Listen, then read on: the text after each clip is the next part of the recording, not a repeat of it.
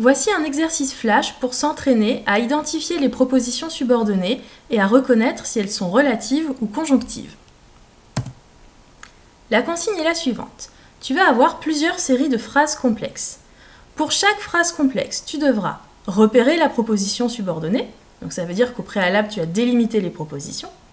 Une fois que tu as trouvé ta proposition subordonnée, il faudra préciser sa nature, donc si elle est relative ou conjonctive, et ensuite sa fonction grammaticale. Donc si c'est une relative, elle sera forcément complément de l'antécédent, et si c'est une conjonctive, elle pourra être sujet, COD, COI, attribut ou complément circonstanciel. Série 1. 1. La professeure récapitule les notions que les élèves doivent connaître. 2. Elle sait qu'ils ont sans doute oublié. 3. Elle leur a préparé des exercices qu'ils devront faire chez eux. 4. Dès qu'ils ont revu la leçon, les élèves réussissent les exercices. Donc tu peux mettre la vidéo sur pause pour réfléchir tranquillement. Il faut procéder par étapes. Donc d'abord on identifie les verbes conjugués, puis on délimite les propositions, puis on reconnaît la subordonnée et ensuite reconnaître si elle est relative ou conjonctive. La correction se fera par étapes. Attention, la correction va apparaître. Donc première étape, on identifie les verbes conjugués. Normalement, ça ne pose pas problème. Tu feras peut-être attention à la phrase 2, il n'y a pas 3 verbes, mais seulement 2. Elle sait et ils ont oublié. Quand on a un verbe conjugué à un temps composé, on se méfie, parfois le participe passé est éloigné de l'auxiliaire. Ensuite, on délimite les propositions. Tu peux mettre la vidéo sur pause pour vérifier que tu ne te sois pas trompé et éventuellement recommencer du coup d'après la délimitation correcte des propositions. Une fois que c'est fait, on repère la subordonnée. Donc là encore, tu peux mettre la vidéo sur pause pour poursuivre l'exercice dans de bonnes conditions. Pour la phrase 1, que les élèves doivent connaître complète les notions. C'est donc une relative puisque les notions est un groupe nominal, c'est l'antécédent. Donc la nature de cette proposition subordonnée est relative et sa fonction, complément de l'antécédent, les notions. Pour la phrase 2, qu'ils ont sans doute oublié, complète le verbe savoir, elle sait, c'est donc une conjonctive qui a pour fonction COD, du verbe savoir. Pour la 3, qu'ils devront faire chez eux, complète les exercices. C'est donc une relative qui a pour fonction complément de l'antécédent les exercices. 4. Dès qu'ils ont revu la leçon, on constate que la proposition subordonnée est en début de phrase, donc c'est une conjonctive qui est complément circonstanciel de temps. Série 2. 1. J'espère que tout le monde a compris. 2. Je me demande si ce n'est pas trop difficile. 3. Ils ont répondu favorablement à la demande que j'avais faite. 4. Les élèves qui ont bien révisé devraient réussir. Donc même chose, mets la vidéo sur pause, prends le temps de décomposer toutes les étapes et ensuite la correction se fera elle aussi par étapes. Attention, la correction va apparaître. Voici les verbes conjugués. Voici la délimitation des propositions. Donc attention, on voit que pour la 4, il y a une proposition à l'intérieur d'une autre. Attention. Prends le temps de mettre la vidéo sur pause si tu as besoin de rectifier tes réponses. Voici les subordonnées. Pareil, prends le temps de revenir sur tes réponses s'il y a besoin. Donc pour la 1, que tout le monde a compris. Complète le verbe j'espère. C'est donc une conjonctive qui a pour fonction COD du verbe j'espère.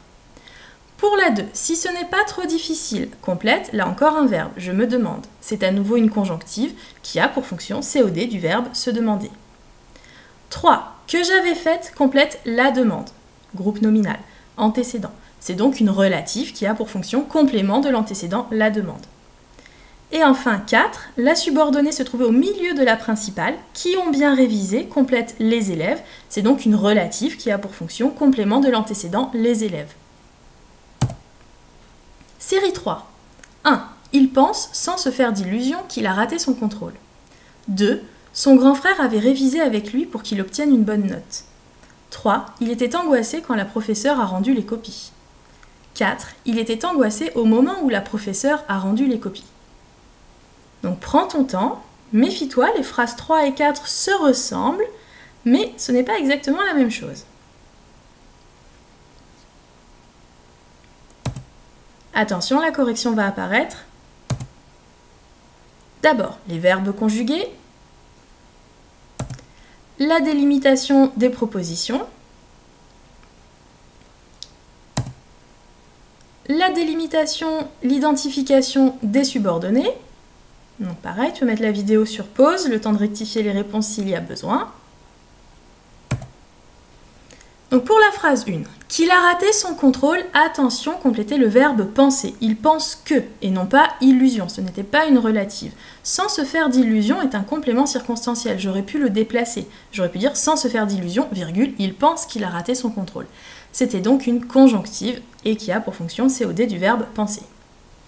2. Pour qu'il obtienne une bonne note est une conjonctive puisqu'elle complète toute la principale et elle est complément circonstanciel de but.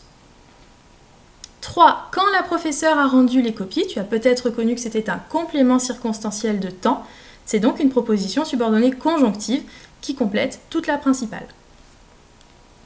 4. Où la professeure a rendu les copies complétait le nom moment, c'est donc une relative qui a pour fonction complément de l'antécédent moment.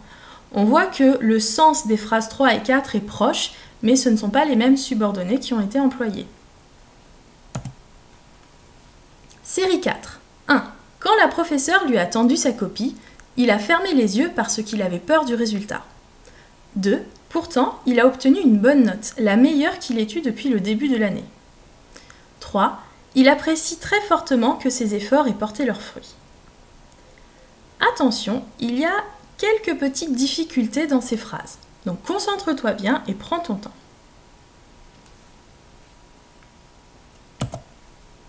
La correction va apparaître. Alors, quand on délimite, quand on recherche d'abord les verbes conjugués, on constate que dans la première phrase, il y avait 3 verbes. Donc attention, on va chercher 3 propositions. Voilà le résultat. Et ensuite, quand on cherche les subordonnés, ça donne... Si tu as besoin de rectifier ta réponse, mets la vidéo sur pause et réfléchis tranquillement. Donc pour la phrase 1, première subordonnée, quand la professeure lui a tendu ses copies. Vu que cette proposition subordonnée est en début de phrase et qu'on pouvait la placer ailleurs, c'est un complément circonstanciel. Et là, ici, de temps. C'est donc une proposition subordonnée conjonctive puisqu'elle complète toute la proposition principale, il a fermé les yeux. Parce qu'il avait peur du résultat est une proposition subordonnée conjonctive puisqu'elle aussi complète toute la principale et elle est complément circonstanciel de cause. 2. Qu'il ait eu depuis le début de l'année complète le groupe nominal la meilleure qui est sous-entendu la meilleure note. Note est l'antécédent. Donc c'est une relative qui a pour fonction complément de l'antécédent la meilleure note. 3. Que ses efforts aient porté leurs fruits. Attention, ça ne complétait pas fortement, mais le verbe apprécier. Il apprécie que ses efforts aient porté leurs fruits. C'est donc une conjonctive qui a pour fonction COD du verbe apprécier. Cet exercice est terminé. S'il t'a paru simple, tu peux continuer à t'entraîner avec des exercices plus difficiles, notamment les numéros 4 et numéro 5 sur les propositions subordonnées. S'il t'a paru un petit peu compliqué, revois les leçons et pourquoi pas le top 5 des erreurs à éviter quand on relève les propositions. Merci de ton attention et bon courage!